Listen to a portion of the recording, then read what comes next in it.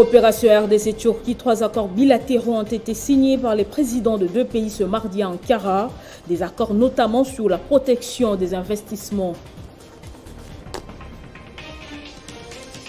Nouvelle prouesse des FARDC en Ituri, elles ont neutralisé 40 miliciens lors des affrontements dans la région minière des Kobo, en territoire de Djungu.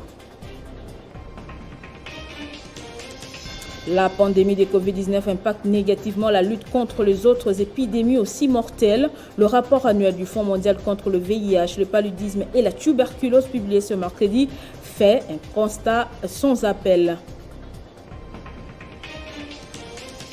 Et puis en sport, championnat d'Afrique des volleyball, messieurs 2021, la RDC vient de se relancer grâce à sa victoire cet avant-midi face au Niger par 3-7-2.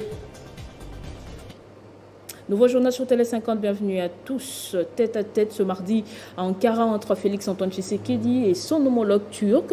Les 2 chefs d'État ont échangé sur 3 accords bilatéraux pour renforcer la coopération entre les 2 pays. Des accords notamment sur la protection des investissements.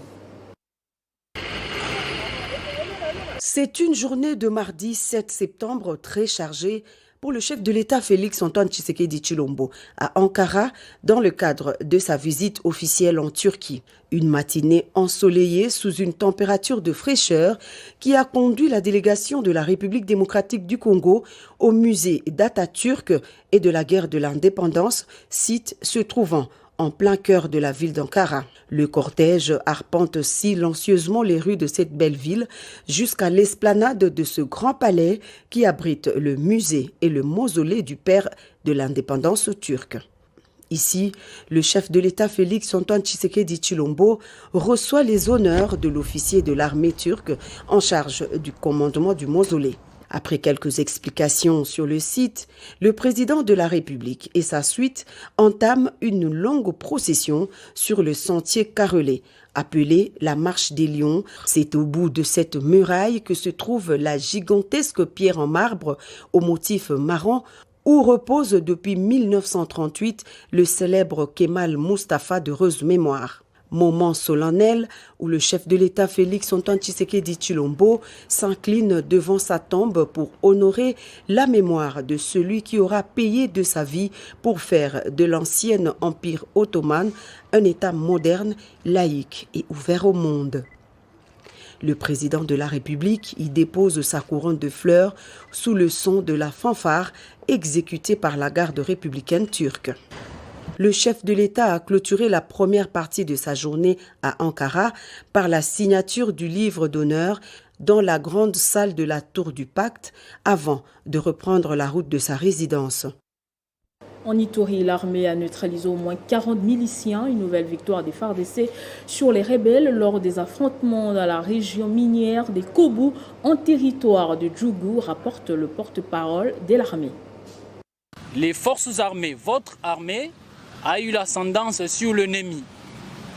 Après quelques heures de combat, les forces armées contrôlent le centre de Kobu et ses environs. Quant au bilan humain, les forces armées ont neutralisé 34 éléments des groupes armés Codeco, y compris le chef chargé des opérations de ces mouvements Codeco, dénommé Picho, qui est neutralisé définitivement par les forces armées.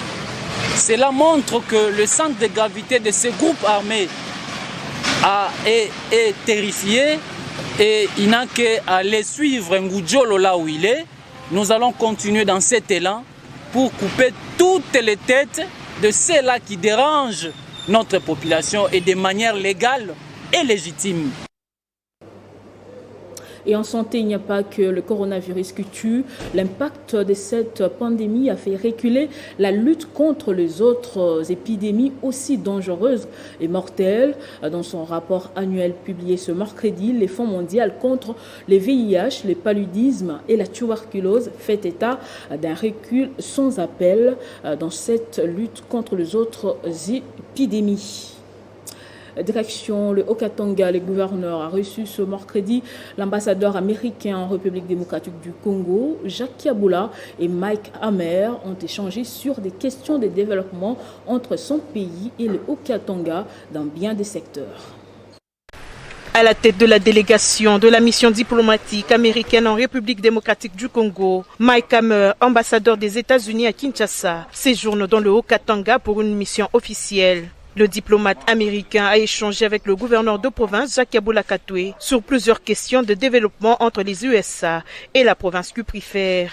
On a eu l'opportunité de discuter la situation politique dans la province, la situation économique, les grands potentiels pour les investisseurs américains, peut-être dans le secteur minier, dans le secteur agricole, aussi le programme de USAID qu'on a pour soutenir la santé et l'éducation dans la province. Je vois qu'il y a des opportunités pour renforcer la coopération entre les États-Unis et aussi la province de Haut-Katanga. Le chef de mission diplomatique des États-Unis en République démocratique du Congo a apprécié quelques projets de développement du troisième gouverneur du Haut-Katanga au profit de toute sa population. Et il y a de bonnes idées. J'espère que les efforts de promouvoir le développement économique peut bénéficier le peuple congolais, c'est une bonne vision et que les États-Unis peuvent soutenir. C'est pour la deuxième fois que l'ambassadeur américain Mike Hammer visite le Haut-Katanga depuis qu'il a été élevé à la tête de cette mission diplomatique au Congo démocratique. Et puis l'actualité sur les continents au Mali, le respect du délai de la tenue des élections demeure douteux. En mission à Bamako pour évaluer l'avancée du processus de transition, la communauté économique des États de l'Afrique de l'Ouest a, au terme de son séjour ce mardi, exprimé sa préoccupation quant à celle, signalant que les dites élections sont prévues en février 2022. Et pendant ce temps, en Afghanistan, Mohamed Hassan Akound est le nouveau chef du gouvernement. 3 semaines après leur prise de pouvoir, les talibans ont dévoilé ce mardi une partie de leur futur gouvernement. Les talibans doivent s'attacher mercredi à convaincre de leurs bonnes intentions les Afghans qui manifestent dans les grandes villes après avoir présenté un gouvernement intérimaire composé exclusivement des membres du mouvement islamite et sans femmes qui tranchent avec leurs promesses d'ouverture. De retour au pouvoir depuis la mi-août, 2 décennies après avoir imposé un régime fondamentaliste et brutal à l'Afghanistan entre 1996 et 2001, les talibans ont annoncé la composition d'un gouvernement qui n'a rien d'inclusif, contrairement à à quoi il s'était engagé. Tous les membres de ces gouvernements qui sera dirigé par Mohamed Hassan Akound, un ancien proche collaborateur et conseiller politique du fondateur du mouvement, le Moa Omar, décédé en 2013, sont des talibans qui, à des très rares exceptions près, appartiennent à l'ethnie Pachtoun. Plusieurs des nouveaux ministres, dont certains étaient déjà très influents dans le régime taliban des années 1990, figurent sur des listes des sanctions de l'ONU. 4 sont passés par la prison américaine de Guantanamo, annonce faite par un site américain consacré à la guerre contre le terrorisme. Le premier ministre Mohamed Hassan Akound est connu pour avoir approuvé la destruction de Bouddha géant de Bamiyan au centre, célèbre statue du 6e siècle sculptée dans des falaises que les islamites ont dynamitée en 2001, selon cette même source. Abdul Ghani Barada, cofondateur du mouvement, devient vice-premier ministre et le fils du Mollah Amar, ministre de la Défense. Le portefeuille de l'Intérieur revient à un leader du réseau terroriste historiquement proche d'Al-Qaïda. Et puis en sport, d'abord le volleyball et les championnats d'Afrique. Rwanda 2021, après leur défaite en première journée face aux Camerounais, les Léopards de la RDC se sont rattrapés cet avant-midi face aux Nigériens par 3-7-2 à l'Arena de Kigali.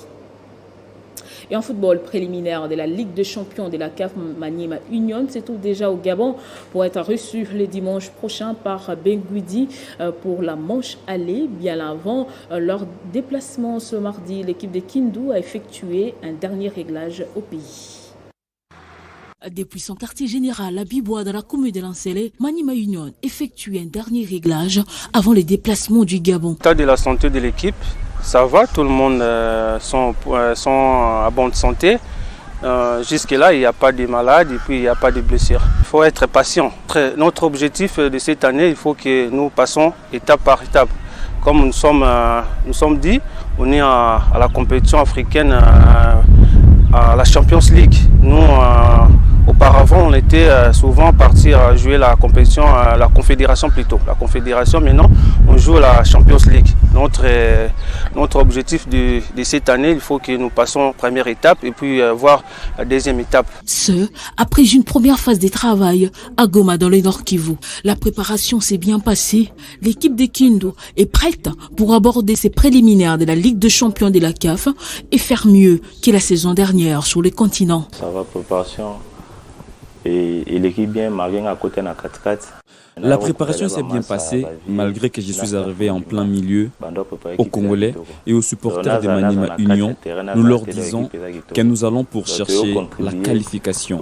Il faut bien négocier cette manche aller à l'extérieur pour être à l'abri du danger. Après les repas, cap vers l'aéroport d'Ndjili et les vols pour les Gabon, où Maniema Union sera reçu ce dimanche par Benguidi à Libreville pour la manche aller.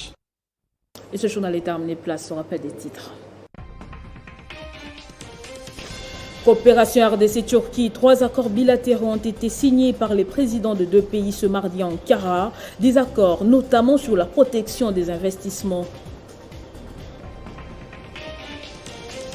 Nouvelle prouesse des FARDC en Ituri. Elles ont neutralisé 40 miliciens lors des affrontements dans la région minière de Kobu en territoire de Djogo.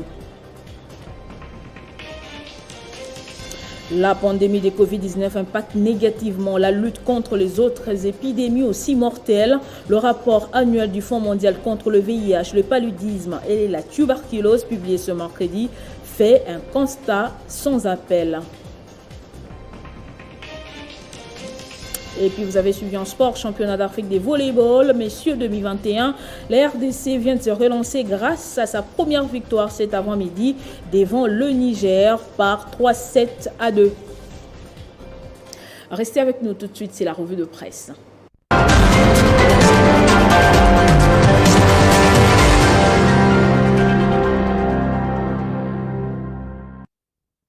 Et c'est avec vous, Jenny Kayembe Moussobola, bienvenue. Merci Nathalie Yoko, bonjour à tous. Affaire Matata, le sénateur continue d'éclamer son innocence, Jenny. Tout à fait, le sénateur Augustin Matata Ponyo se considère déjà comme un prisonnier politique du fait qu'il serait privé des libertés des mouvements à l'intérieur comme à l'extérieur du pays parce qu'il devrait répondre à l'appel de la justice sur les dossiers Boukangalonzo, rapporte Econews. Pourquoi doit-on restreindre la liberté de mes mouvements, s'interroge-t-il. Il s'est rappelé ici que lorsque le premier réquisitoire avait été adressé par le procureur général au Parlement pour solliciter l'autorisation des poursuites judiciaires contre les sénateurs, Augustin Matata Ponyo était à l'étranger pendant ces temps, relate le journal. Comme il ne s'est reproché de rien en dépit des craintes exprimées par certaines personnes, l'ancien Premier ministre avait jugé bon de retourner au pays afin d'éclairer l'opinion publique. Alors pourquoi vouloir fuir mon pays aujourd'hui si je ne l'ai pas fait avant, s'interroge-t-il. D'après le sénateur, le fait de ne pas être condamné par la justice fait qu'il bénéficie de la présomption d'innocence de ces faits. Il devrait jouir totalement de sa liberté.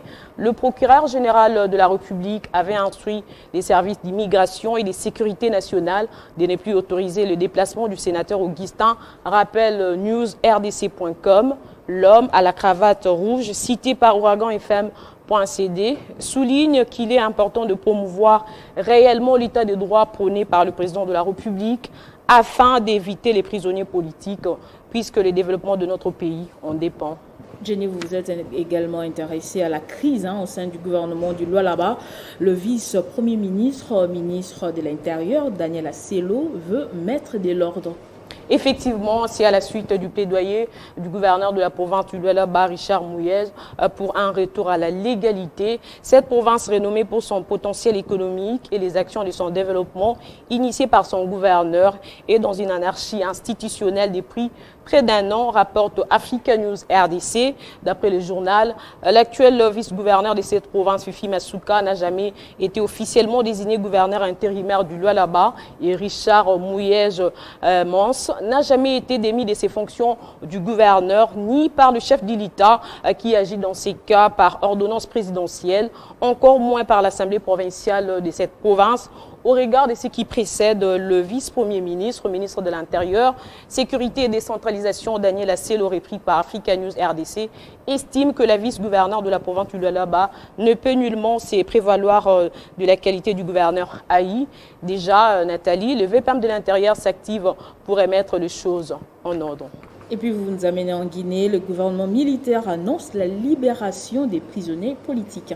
Oui, il s'agit des prisonniers arrêtés pendant le régime de l'ancien président guinéen Alpha Condé. Cela après 48 heures de la prise de pouvoir par les militaires. Ces putschistes ont annoncé également l'ouverture d'une concertation nationale dans les jours qui viennent, rapporte l'Avenir, pour définir les modalités de la transition politique dans ce pays.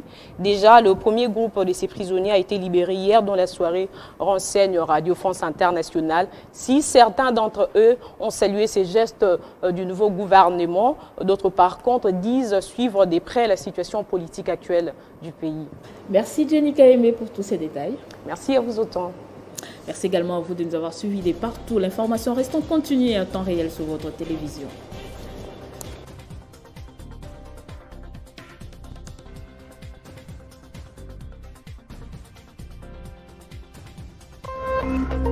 Téléchargez les infos Télé 50 sur www.tele50.cd.